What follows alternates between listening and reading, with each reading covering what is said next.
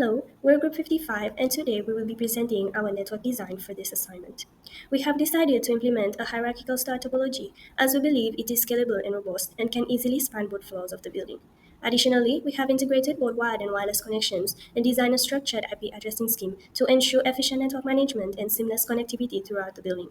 I will now pass on to Emily to talk about the justification of the topology. So for our networking, we have decided to implement the star hierarchical topology. The reason that we have chosen this is because it is easy and straightforward to maintain and develop the setup. Like you can see in the illustration of the picture. So we have one main switch is connected to other switches and the host is connected to the secondary switch. So it is easy to implement. Secondly, centralized traffic manage improve performance during peak hour. So as a mid-sized company, if we have many data coming in and going out, it is easy to manage and centralize the data, which will result in avoiding data loss, collision, latency, and bottlenecks. And also, as a mid-sized company, if we want to expand, it is easier to add new hosts onto the network without any issue.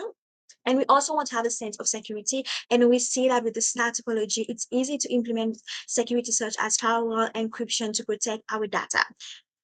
Another reason for choosing star topology, if by any chance one device is corrupt or affected, the IT devices can look at it without disrupting the whole network, so business will continue. I will now pass it on to my other group member to add more on the justification of topology. I will now proceed with the concerns and mitigation strategies. So, despite its benefits, hierarchical star topology has certain limitations, such as single point of failure, which occurs when central switch fails, causing extensive downtime and also affecting daily duties and operations. And also, it can be expensive to implement and maintain as it involves high capacity hardwares, and it is also expensive to expand the network. There's also concerns related to scalability as a result of more complex design and maintenance, as well as high network traffics and potential bottlenecks. However, there are several mitigation strategies that can help overcome these limitations, such as implementing central switches and backup links. This is to minimize downtime and also ensure ongoing operation in the event of a switch failure, and also implementing strategic planning and phased implementation to reduce overall cost. And to deal with scalability issues, we can implement robust traffic monitoring to detect bottlenecks early and also conduct routine capacity planning to ensure smooth network expansion in the future. Okay, for this part, let me show our group floor plan. We can see the network connection on the first floor start with an internet service provider connection connected to the firewall. The firewall ensures the network can secure before the main router. There is a wired connection from main router to the main switch. One connection leads from the main switch to router 1, which is centrally located with the main router and main switch. Router 1 then connected to switch 1, and it is responsible for connecting them. The second connection going from router 1 to switch 2, and which is located near the printer 1, printer 2, and web 2 form welded connection, as it facilitates welded printer service and additional wireless coverage on the first floor. For the second floor, the network connection extends from the main switch on the first floor to router 2 and the wired connection. For the router 2, the network in two parts. The first part a connection to switch 3, which is located in the middle of the 20 PC, wipe 3, and the printer 3. This design strategy shortens the length of the wired connection and ensure high performance. The second part is from router 2 leads to switch 4, which also located near the 10 PC and WELP 4 for the shortened weld connection.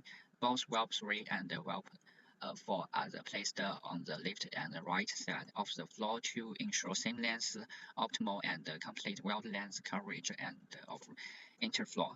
This layout takes into account all aspects of the great efficiency and high connective for both welding and welderless connection. All the facility we use the best and can fully coverage our floor. That's all for our floor plan. Okay, so now let's begin with an overview of the number of hosts per floor.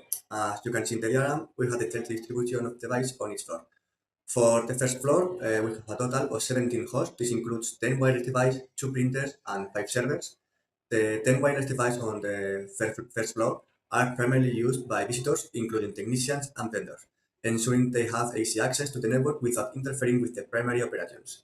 The 2 printers are started results for any administrative work done in this floor. Additionally, the 5 servers are critical for handling various backend processes and data storage.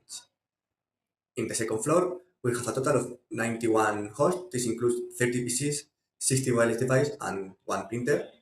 The 30 PCs are used for the employees for the daily tasks.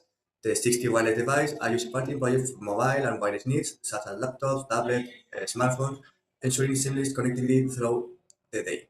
The single printer is strategically placed to support the printing needs of all city employees efficiently. Next, let's move on the IP address scheme for our network. This slide outlines the IP addresses assigned to each type of device, ensuring clear organization and efficient network management. For the servers, we use Subnet 2.0. They have an IP range from 2.2 to 2.6. For the printers, we use two different subnets, one for each floor. The two printers on the first floor use Subnet 3.0 with the IP address 3.2 and 3.3. For the third printer on the second floor, we use Subnet 4.0 with an IP address of 4.2. For the computers on the second floor, we have decided to separate them into two different rooms, each with different subnets.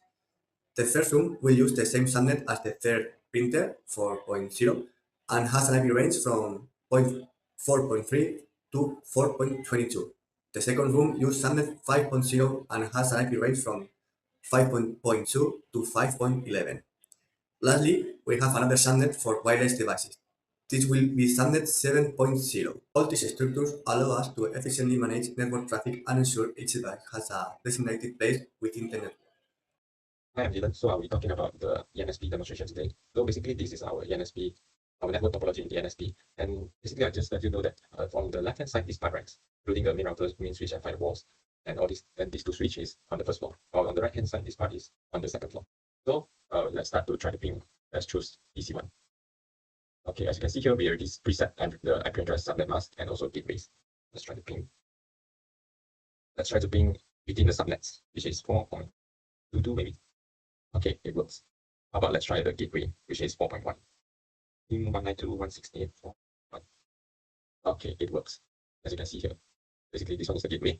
Now let's try to ping another subnet, but still within the same router, which is 5. Maybe 5. Sometimes it happens, these things. Not sure why. But let's try to ping it again. 192.5.2. Okay, this works. Now it works. Sometimes we need to ping a few times. I guess maybe too many devices. So let's continue now. Okay, let's try to ping maybe another router.